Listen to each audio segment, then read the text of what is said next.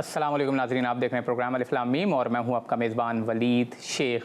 खुदा जो यकता है, जो वाहिद है, जो वहदहू ला शरीक है, जिसका कोई सानी है ना कोई हमसर, मगर सवाल ये पैदा होता है कि वो कैसा है, उसकी कैफियत कैसी है, क्या वो जिस्म रखता है, क्या वो चेहरा रखता है, क्या वो हाथ रखता है।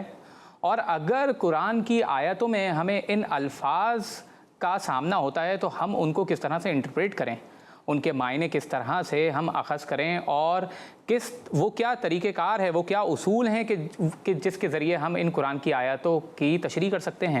आज इन्हीं सवालात के ऊपर ख़ास तौर पे बात करेंगे, यानी नेज़ तौहीद के हवाले से और तौहीद के हवाले से जो ख़ास तौर पे डिफरेंट पर्सपेक्टिव हैं उनके ऊपर गुफ्तगू करने की कोशिश करेंगे। आपको पता है हर हफ्ते हमारी एक नशिस्त इस हवाले से हो रही है कि नज़रियाती और फ़िक्री गुफ्तगू कर रहे हैं ताकि जहन खुल सकें, फ़िक्रें खुल सकें और हम मुख्तलिफ़ अंदाज से, यानी कहने को तो हम मुसलमान हैं और बचपन से ही वालिदैन हमारे मुसलमान होते हैं तो इसलिए हम भी मुसलमान हो जाते हैं, मगर क्या हम गौर व फ़िक्र भी करते हैं ख़ास तौर पे अकायद के हवाले से कि जो हमारे दीन इस्लाम की बुनियाद है।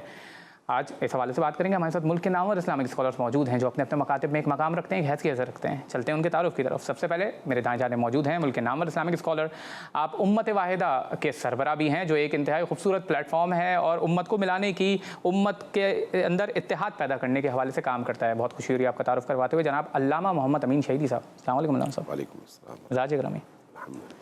और फिर हमारे साथ बज़रिए इस्लामाबाद स्टूडियो से मौजूद हैं मुल्क के नामवर इस्लामिक स्कॉलर, किसी भी तारुफ़ के मोहताज नहीं है, अक्सर हमें वक्त देते हैं, जनाब मुफ्ती हनीफ़ कुरैशी साहब। अस्सलाम वालेकुम मुफ्ती साहब। वालेकुम अस्सलाम व रहमतुल्लाहि तआला व बरकातहू। मुफ्ती साहब, सबसे पहले आप ही से गुफ्तगू का आगाज़ करना चाहता हूँ। हम खुदा की तौहीद के हवाले से गुफ्तगू कर रहे हैं जो इस्लाम का सबसे अहम अकीदा है, जिसके बगैर दीन इस्लाम में दाखिला भी मुमकिन नहीं है। तो सवाल ये पैदा होता है कि खुदा के बारे में जब दीगर तसव्वुरात आते हैं, उसकी सिफ़ात के हवाले से हम तज़किरा करते हैं, तो क्या उसकी सिफ़ात कोई अलग चीज़ हैं और उसकी ज़ात कोई अलग चीज़ है या वो ऐन ज़ात हैं? बिस्मिल्लाह वस्सलातु वस्सलामु अला रसूलिल्लाह।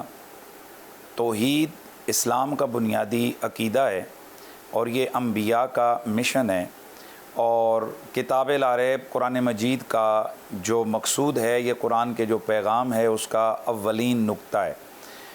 तौहीद तमाम अकायद की बुनियाद है और यही वो बुनियादी चाबी है कि जिसके ज़रिए से किसी भी शख्स के लिए जन्नत का ताला या जन्नत का दरवाज़ा खोला जा सकता है। तौहीद का मतलब और माना क्या है, इसकी अक़साम क्या हैं। जब हम कुरान और सुन्नत को पढ़ते हैं तो हमारे सामने ये चीज़ आती है कि तौहीद की तीन बुनियादी किस्में बनती हैं।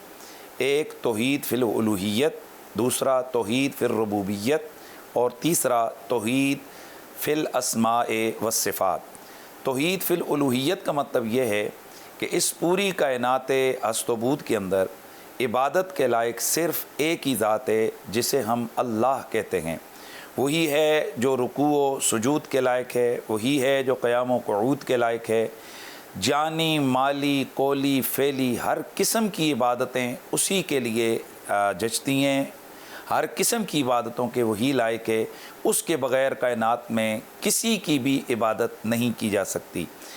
तौहीद फिर रुबूबियत का मतलब ये है कि उस खालिक अर्ज़ समा ने, वो अल्लाह है, वो खालिक कायनात है, उसने कुल कायनात की तख्लीक फरमाई है। एक ज़र्रे से लेकर, एक कतरे से लेकर एक समुंदर तक, एक ज़र्रे से लेकर पहाड़ तक, ज़मीन हो या आसमान या अफलाक, कायनात आलम की तख्लीक करने वाला अल्लाह तबारक व तआला है। उसी ने ये सारी कायनात को अदम से वजूद अता फ़रमाया और उसी ने इस कायनात को मुख्तलिफ़ अंदाज से अयां फ़रमाया। ज़मीनों, आसमानों, सहराओं, दरियाओं सब का खालिक अल्लाह ताला है।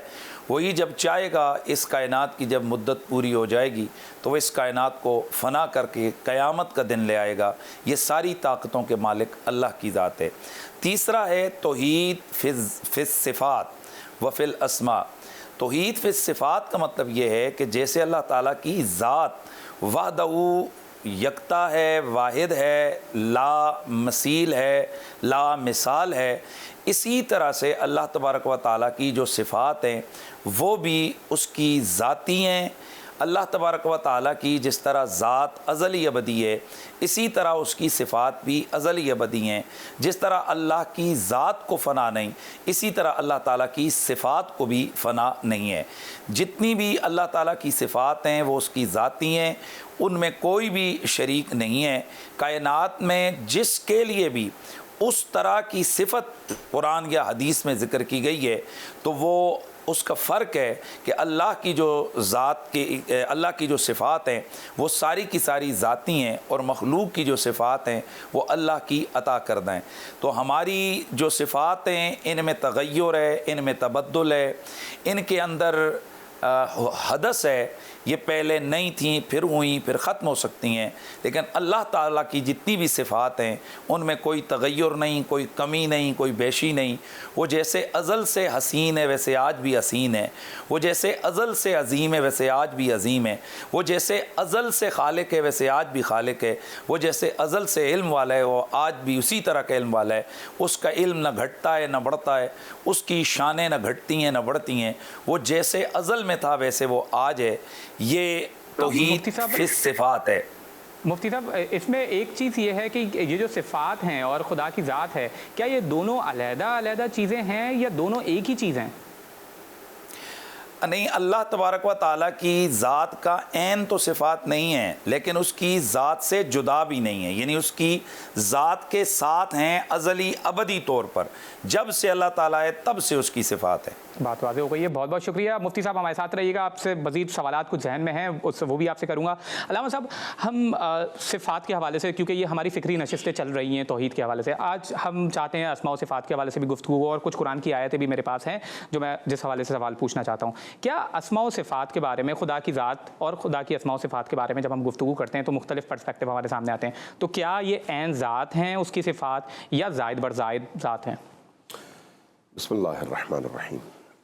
سب سے پہلے تو میں آپ کو اپریشیٹ کروں گا کہ آپ نے موضوع بڑا بہترین چنا ہے، کیونکہ توحید کا موضوع ہمارے تمام تر عقائد کی بنیاد ہے، اور اس حوالے سے اگر کسی کی توحید پاک، صاف، سالم اور شفاف ہے تو پھر اس بنیاد پر کھڑی ہونے والی دین کی عمارت بھی بالکل استقامت کے ساتھ کھڑی ہو جاتی ہے۔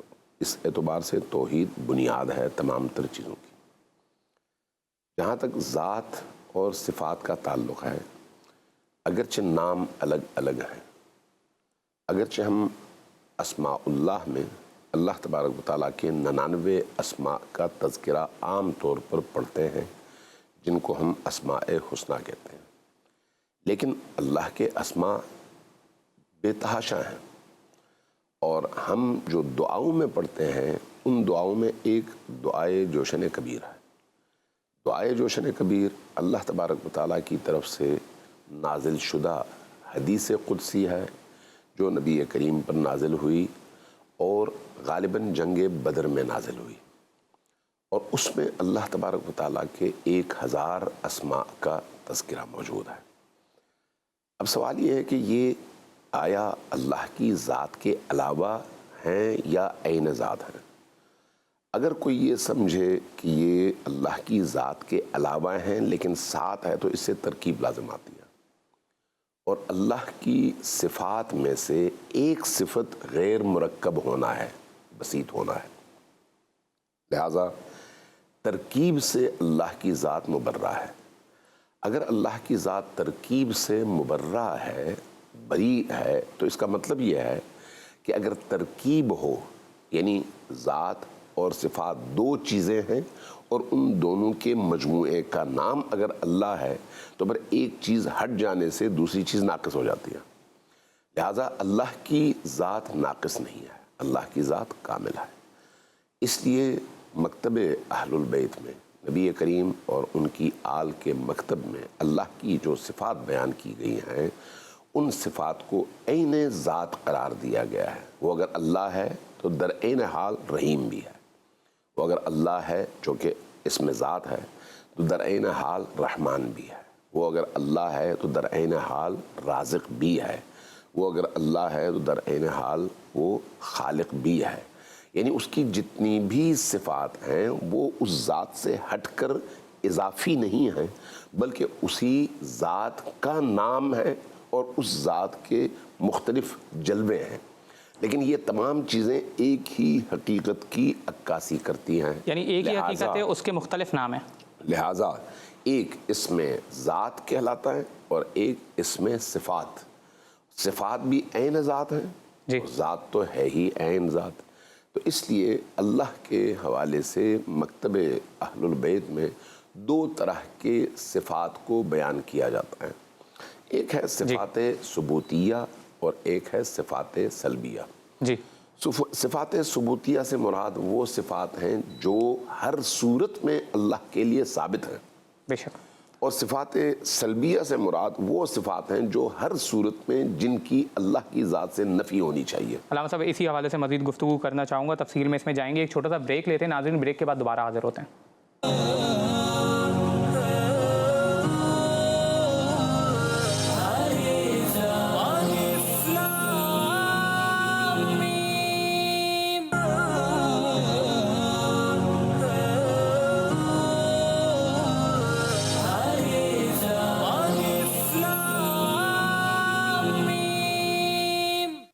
السلام علیکم ناظرین، پروگرام میں ایک بار پھر خوش آمدید۔ آج کی ہماری اس فکری نشست میں گفتگو یہاں تک پہنچ چکی ہے کہ خدا کی ذات عین صفات ہے یا عین صفات نہیں ہے، اور دو مختلف نقطۂ نظر ہمارے سامنے آ چکے ہیں۔ ہمارے ساتھ ملک کے نامور اسلام کے اسکالر سربراہ شباب اسلامی جناب مفتی محمد حنیف قریشی صاحب موجود ہیں۔ مفتی صاحب، بریک سے پہلے گفتگو ہو رہی تھی خدا کی صفات اور اس کی ذات کے حوالے سے۔ ظاہر ہے اس کے حوالے سے ایک اوپینین علامہ امین شہیدی صاحب کی طرف سے بھی آیا ہے، ایک اوپینین آپ کی طرف سے بھی آیا ہے۔ میں آپ کی طرف مزید اس کے حوالے سے گہرائی میں جانا چاہتا ہوں کہ کیا ترکیب واقعی میں واقع ہو جاتی ہے کہ اگر ہم خدا کی ذات اور اس کی صفات کو الگ الگ تصور کریں؟ دیکھیں، ہمارا یہ عقیدہ ہے کہ اللہ تعالیٰ کی ذات صفات نہ تو عین ذات ہیں اور نہ غیر ذات ہیں، یعنی ایسا نہیں ہے کہ جو صفت ہے وہی اللہ ہے یا جو اللہ ہے وہی اس کی صفت ہے، بلکہ ایسا ہے کہ یہ جو صفات ہیں اس کی ذات کا عین تو نہیں لیکن اس کی ذات کا غیر بھی نہیں، اس معنی میں کہ یہ اس کی ذات کے عین کو لازم ہے۔ جب ہم نے یہ کہہ دیا کہ اس کی ذات کا غیر نہیں تو اب وہ جو ترکیب والا شبہ تھا وہ ختم ہو گیا۔ بنیادی طور پر اگر ہم یہ کہیں کہ جو ذات ہے وہ صفت ہے، جو صفت ہے وہ ذات ہے، تو یہ تعدد اشیاء کا ایک ہونا لازم آتا ہے۔ ظاہر ہے ذات ذات ہوتی ہے، صفت صفت ہوتی ہے، مطلب صفت کہتے ہی اس کو ہیں جو کسی کے ساتھ ہو۔ تو اب اگر ہم یہ کہیں کہ اللہ تعالیٰ کی جو ذات ہے وہی عین صفات ہے، یہ جو صفات ہیں وہی عین ذات ہیں، تو یہ ذات اور صفات کا فرق جو ہے وہ ختم ہو گیا۔ تو اس فرق کو رکھنے کے لیے تو ہم نے یہ کہا کہ اللہ کی صفات اس کی ذات کا عین نہیں، اور وہ جو ترکیب والا شبہ تھا اس کو ختم کرنے کے لیے یہ کہا کہ اس کی ذات کو لازم ہیں، جب سے اس کی ذات ہے اس وقت سے اس کی ذات کے وجود کے ساتھ ان کا بھی وجود جو ہے وہ قائم ہے۔ اس سے اس کی وہ جو ترکیب والا شبہ تھا وہ ترکیب والا شبہ جو ہے وہ ختم ہو گیا۔ تو اس حوالے سے شہیدی صاحب کا ظاہر ہے وہ مکتبہ فکر اہل تشیع سے ان کا تعلق ہے، تو یہاں ظاہر ہے اپنا اپنا علم الکلام ہے، اپنا اپنا علم الفقہ ہے، اپنا اپنا اصول ہے۔ اگر ان کے فقہ میں، ان کے اصول میں، ان کے علم الکلام میں کوئی ایسی تشریعات ان کے ائمہ نے کی ہیں تو بسم اللہ وہ اس کو بیان کریں۔ ہمارے ائمہ جو متکلمین ہیں ہر دور کے، انہوں نے اسی چیز کو اختیار کیا ہے کہ اللہ تعالیٰ کی جو صفات ہیں نہ عین ذات ہیں نہ غیر ذات ہیں۔ ٹھیک، بات واضح ہو گئی ہے۔ علامہ صاحب، ہمارے ساتھ ملک کے نامور اسلامک اسکالر جناب مفتی محمد حنیف قریشی نے، مفتی محمد زبیر صاحب نے بھی جوائن کر لیا ہے۔ مفتی صاحب، گفتگو پہلے سے چل چکی ہے اور صفات اور ذات کے حوالے سے گفتگو ہو رہی تھی، علامہ صاحب کا بھی اوپینین آ چکا ہے، مفتی صاحب کا بھی اوپینین آ چکا ہے۔ اس حوالے سے ایک اور قرآن کی کچھ آیتیں بھی ہیں جن کے حوالے سے ہم گفتگو کر رہے ہیں کہ جیسے قرآن کی ایک آیت ہے کہ پھر اللہ عرش پر استوا ہوا، تو یہاں پر یہ سوال پیدا یہ ہوتا ہے کہ کیا کوئی چیز ہے جس کے اوپر اللہ بیٹھ گیا ہے؟ اس قسم کے بھی نظریات ہمارے سامنے آتے ہیں۔ تو اگر ہم یہ تصور کرتے ہیں تو کیا اس سے ایسا معلوم نہیں ہوتا کہ خدا دوسری جگہوں سے خالی ہو گیا ہے؟ بسم اللہ الرحمن الرحیم، نحمدہ ونصلی علی رسولہ الکریم، اما بعد۔ آپ کا جو سوال ہے اس سوال کا تو مختصر ترین جواب یہ ہے کہ استوا علی العرش کو مانا جائے گا، اس کو ماننا فرض عین ہے، کیونکہ خود قرآن کریم کے اندر اللہ رب العزت نے ارشاد فرمایا اور اس کی کیفیت بھی حقیقی مراد ہے، مگر اس کی حقیقی کیفیت کی اصل کنہ کیا ہے، اس کا ادراک کیا ہے، اس کی مراد کیا ہے، یہ ہم اللہ رب العزت کے سپرد کر دیتے ہیں۔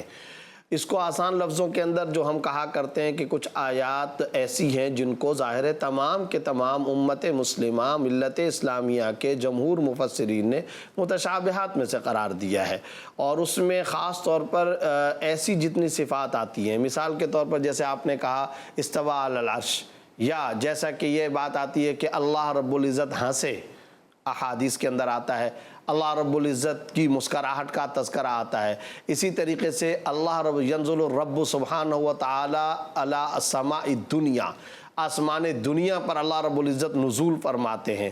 اسی طرح یہ کہ اللہ تعالیٰ اس بندے کی دعا کو قبول کرنے کے لیے شب قدر میں خود آسمان دنیا پر تشریف لے آتے ہیں وغیرہ وغیرہ۔ تو اب جو استوا والا سوال آپ نے پیدا کیا یہ نزول کے اندر بھی آئے گا، کیونکہ نزول میں جب اللہ تعالیٰ آسمان دنیا پر آ رہے ہیں تو پھر تو آپ وہ سوال کر سکتے ہیں گویا کہ پہلے یعنی آنا جانا آمد و رفت، یہ تو اس کا مطلب یہ ہوا کہ کسی جگہ پر تھے پھر وہاں سے دوسری جگہ پر، تو اس جگہ کا خلوف لازم آیا، خلوف میں مکان الی مکان آخر لازم آیا۔ تو یاد رکھیں ان تمام کے بارے میں اسلم روایت، صحیح ترین موقف اور نظریہ وہ یہ ہے کہ در حقیقت ان آیات پر من و عن عقیدہ لانا، تسلیم کرنا لازم ہے، کیفیت اللہ رب العزت کے سپرد کر دی جائے کہ اس کا کیا معنی ہے، اس کا کیا مفہوم ہے اور اس کی کیفیت کس طرح کی ہوگی، وہ اللہ رب العزت کے سپرد ہے۔ اس کو کہا جاتا ہے، کچھ حضرات مفوضہ حق کا موقف کہتے ہیں، کچھ اس کو جمہور محدثین کا موقف کہتے ہیں، اور یہ بہت اسلم اور صحیح راستہ ہے۔ میں اس سلسلے میں ایک بڑی خوبصورت مثال ہے اور وہ علامہ شعرانی نے لکھی ہے، انہوں نے کہا کہ دیکھو بات یہ ہے، ہر چیز کو تولنے کے کچھ ترازو ہوتے ہیں، آٹا، چینی، گندم چیزیں، اس کا ترازو الگ ہوتا ہے۔ آپ کو معلوم ہے کہ یہ جو سونا چاندی کے زیورات ہوتے ہیں ان کو تولنے والا ترازو کیا وہی ہوتا ہے جو گندم کو تولنے والا ہوتا ہے؟ ایسا تو نہیں ہوتا نا، وہ جو چھوٹے چھوٹے سے بٹے سے ہوتے ہیں معمولی سے، جس پہ وہ جیولری والا اپنا سونا زیور رکھتا ہے اور اس کو تولتا ہے، اتنا تولا ہو گیا، اتنے ماشے ہو گیا وغیرہ وغیرہ۔ انہوں نے وہ ترازو کی مثال دے کر کے کہا کہ انسان کی مثال ہے وہ سونے چاندی کے زیورات کو تولنے والا ترازو، اور اللہ رب العزت کی ان صفات کے بارے میں انہوں نے لکھا کہ یہ ایسا ہے جیسا کہ پہاڑ۔ اب کوئی آدمی پہاڑ کو سونے چاندی کے ترازو سے تولنے کی کوشش کرے تو کیا وہ تولا جا سکتا ہے؟ ہرگز نہیں تولا جا سکتا۔ سادہ لفظوں میں ہمارے دماغ کے اندر وہ رگیں ہی نہیں ہیں کہ جن رگوں کے ذریعے ہم ان تمام کیفیتوں کا ادراک کر لیں اور اس کی معلومات کر لیں۔ یہ تو ہو گیا میرے آپ کے سوال کا مختصر ترین جواب، لیکن بھائی ولید شیخ صاحب اگر آپ اجازت دیں اور علامہ صاحب کی بھی اجازت ہو تو میں یہ بات ضرور کہنا چاہتا ہوں، عوام کی ذہنی سطح کے مطابق آج کے پروگرام کے اندر جو اصل پوائنٹ کی بات ہمیں ذکر کرنی چاہیے وہ ناقص رہے گا پروگرام اگر وہ بات نہ ہو۔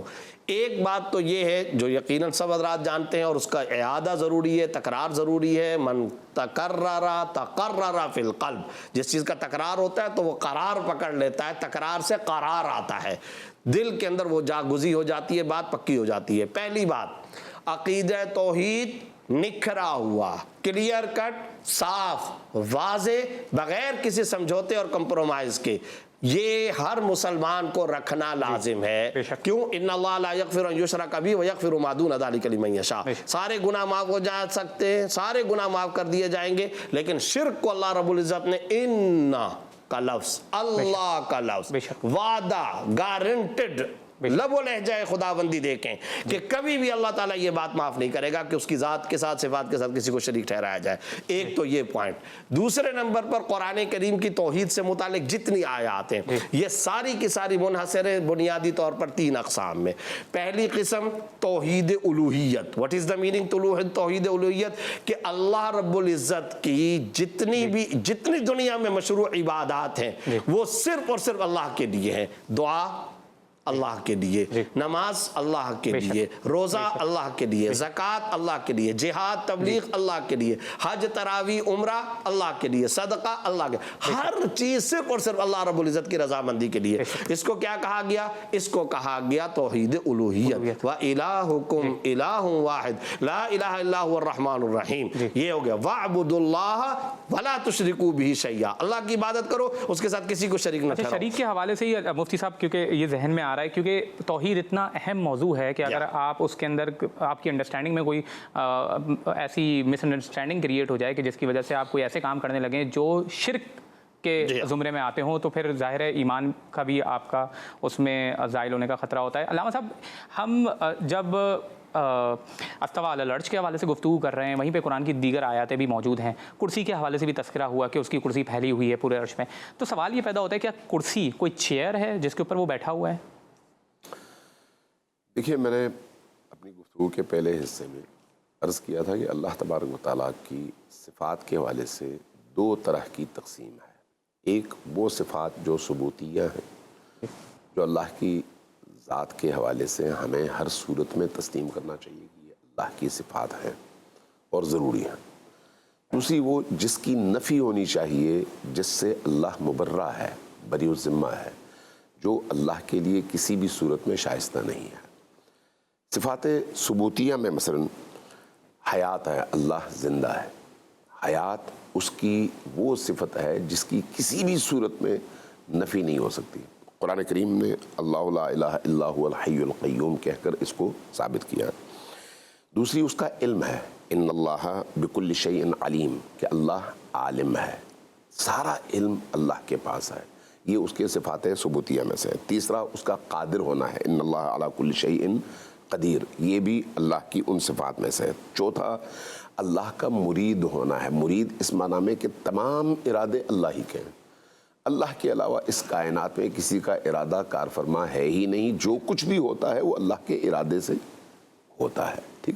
تو اس کے حوالے سے انما امرہ اذا اراد شیئا ان یقول لہ کن فیکون، یہ قرآن کریم کی آیت ہے۔ اسی طرح سے سمیع ہونا، اللہ تمام چیزوں کو سنتا ہے، چاہے آپ زیر لب کہہ رہے ہوں یا دل میں، ہر چیز کا سمیع اور سننے والا اللہ کی ذات ہے، اللہ سے کوئی چیز چھپی ہوئی نہیں ہے۔ ان اللہ هو السمیع البصیر، یہ جو ہے اللہ کی صفات ثبوتیہ میں سے ہے۔ اسی طرح سے اس کا بصیر ہونا، ہر چیز کو وہ دیکھتا ہے، چاہے آپ 7 پردوں میں چھپائے رکھیں، چاہے آپ کی نیتوں میں ہو، چاہے آپ کے ذہن میں ہو، چاہے آپ کے دل میں ہو، چاہے آپ کی زبان پر ہو، جو کچھ بھی ہو وہ دیکھتا ہے۔ اسی طرح سے اللہ کا متکلم ہونا، وہ کلام کرتا ہے۔ قرآن کریم میں وَكَلَّمَ اللَّهُ مُوسَىٰ تَكْلِيمًا کہہ کر اللہ تبارک و تعالیٰ نے اپنے متکلم ہونے کو ثابت کیا ہے۔ اسی طرح سے اللہ کی قیومیت، وہ بذات قائم ہے، اس لیے ہم قرآن کریم میں پڑھتے ہیں هُوَ الْحَيُّ الْقَيُّومُ، ٹھیک۔ اسی طرح سے اللہ کی ازلیت ہے اور ابدیت ہے، یہ ازلیت اور ابدیت دونوں وہ صفات ہیں جس کا مطلب ہے کہ نہ اس کی کوئی ابتدا ہے اور نہ اس کی کوئی انتہا ہے۔ کوئی مخلوق ان دو صفات سے متصف نہیں ہے، یہ تمام کی تمام صفات صرف اور صرف اللہ وحدہ لا شریک کی ذات ہے۔ اس کے مقابلے میں وہ صفات جس کا کسی بھی حوالے سے اللہ کے لیے ثبوت شرک کا باعث بنتا ہے اور اللہ کو توحید کے دائرے سے نکالنے کا سبب بنتا ہے۔ علامہ صاحب، بریک کے بعد اسی حوالے سے آپ ہی کی طرف آؤں گا، بریک کے بعد پہلے بھی آپ نے روکا تھا تو بات نہیں ہو سکتی تھی، بس بریک کے بعد آپ ہی کی طرف آ رہا ہوں تاکہ یہ شرک کے حوالے سے بھی جو اس کی صفات ہیں اس کے حوالے سے گفتگو ہو سکے۔ ناظرین، ایک چھوٹا سا بریک کے بعد دوبارہ حاضر ہوتے ہیں۔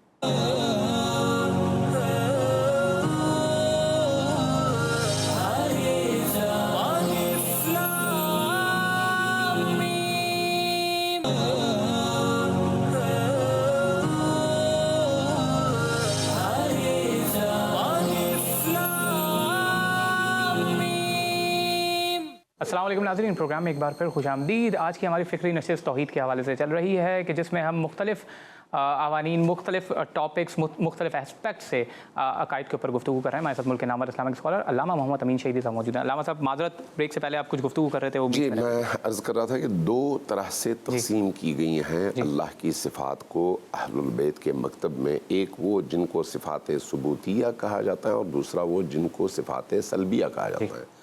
ثبوتیہ وہ صفات ہیں جو لازم ہیں اللہ کے لیے، ہم اس کا عقیدہ رکھیں، اور سلبیہ وہ صفات ہیں جس کی ہم نفی کریں اللہ کی ذات سے۔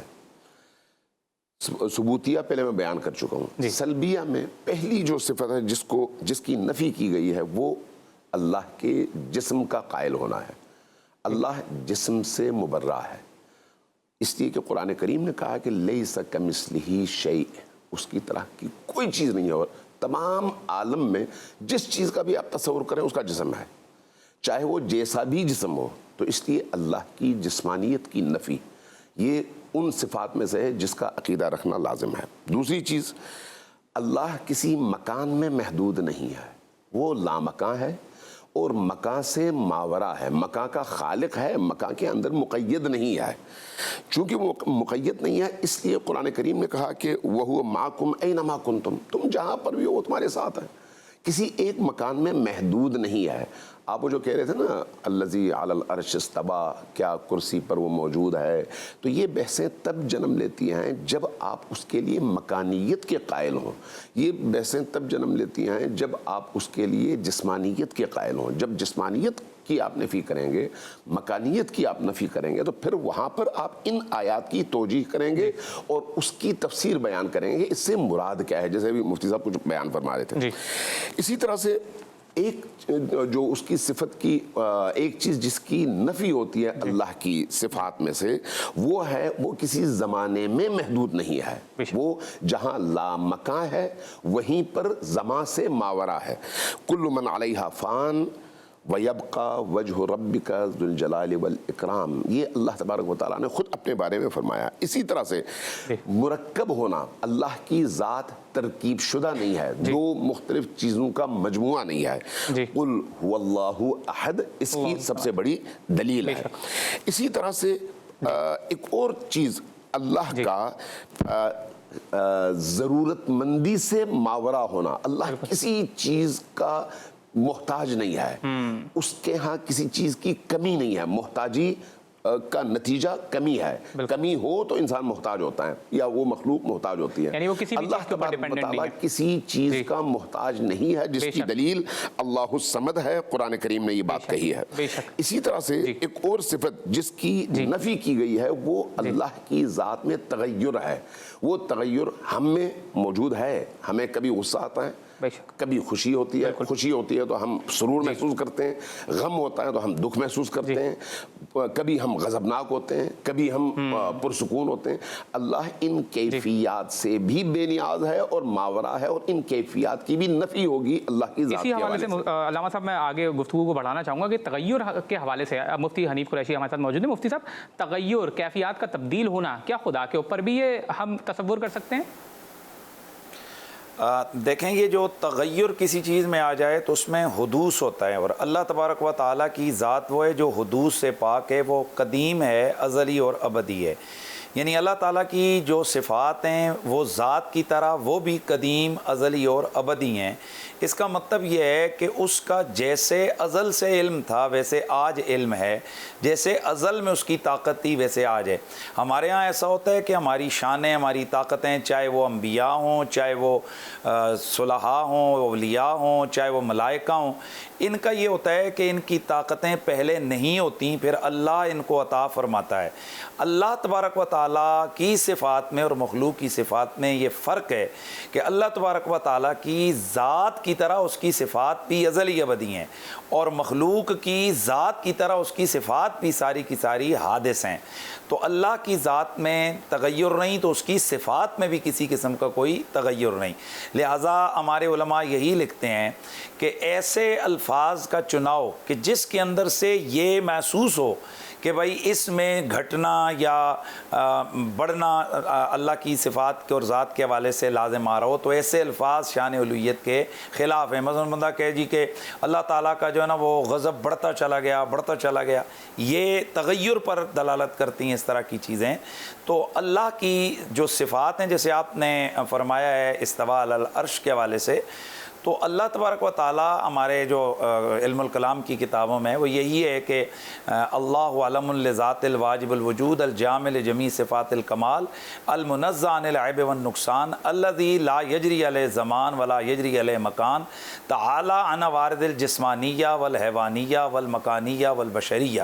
اللہ تعالیٰ وہ ہے کہ علم ہے اللہ اس ذات کا، یعنی نام ہے اس ذات کا جو ذات واجب الوجود ہے، یعنی ہمیشہ سے اور ہمیشہ تک رہے گی، وہ ازلی ہے، وہ ابدی ہے، وہ واجب الوجود ہے، اس پر کوئی زمانے کا اجرا نہیں، اس پر کسی مکان کا اجرا نہیں۔ تو جب وہ زمان اور مکان سے بری ہے، کیفیات سے بری ہے، وہ ان تمام چیزوں سے بری ہے جو مخلوق کا خاصہ ہیں، تو اس حوالے سے پھر اللہ تبارک و تعالیٰ کی ذات کو کما حق کو یا اس کی صفات کو کما حق کو ہم اپنے لفظوں میں بیان کر سکیں، یہ ہمارے بس میں ہی نہیں ہے، یہ ہمارے اختیار میں ہی نہیں ہے، یہ ہماری کیپیسٹی ہی نہیں ہے، یہ ہمارے لفظ ہی نہیں ہے کہ ہم اللہ کو کیسے بیان کریں۔ اس لیے اللہ تعالیٰ قرآن میں فرماتا ہے کہ اللہ کو کوئی چیز احاطہ نہیں کر سکتی، اللہ نے ہر شے کا احاطہ کیا ہوا ہے۔ تو یہ عرش بھی اس کے احاطے قدرت میں ہے، یہ فرش بھی، لو بھی، قلم بھی۔ تو یہ زمان یا مکان میں تو وہ تب ہو سکتا ہے کہ یہ ساری چیزیں پہلے ہوں اور وہ جو آنے والا ہے وہ بعد میں ہو، حالانکہ یہ ساری چیزیں بعد میں ہیں اور وہ آنے والا اس سے پہلے کا ہے، وہ ازلی اور ابدی ہے۔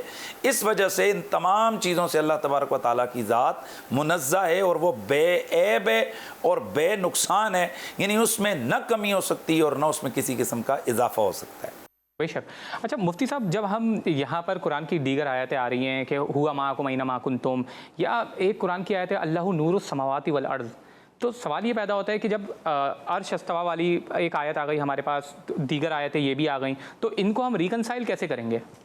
دیکھیں بات یہ ہے، میں نے آپ سے پہلے بھی یہ بات عرض کی تھی کہ جہاں ایسی صفات کا معاملہ آئے کہ اس صفات میں دو قسم کی تعبیرات ہو سکتی ہیں، ایک متغیر ذات کی اور حادث ذات کی، تو یاد رکھیں کہ اللہ رب العزت کی طرف حادث ذات یعنی پیدا شدہ ذات والی صفات کو اس انداز میں منسوب کرنا ہی بنیادی طور پر خدا کی شایع نشان نہیں ہوگا۔ یعنی اللہ رب العزت ازل سے ہیں، ابد سے ہیں اور ابد تک رہیں گے۔ اب یہاں پر بھی ایک لفظ ہے، چونکہ بہت اچھا لفظ سامنے آیا کہ ہم بیان بھی نہیں کر سکتے کہ سر چیز، یہ جو ہم کہہ رہے ہیں نا سے ہے، تک ہے، یہ سے اور تک بھی نہیں ہوتا۔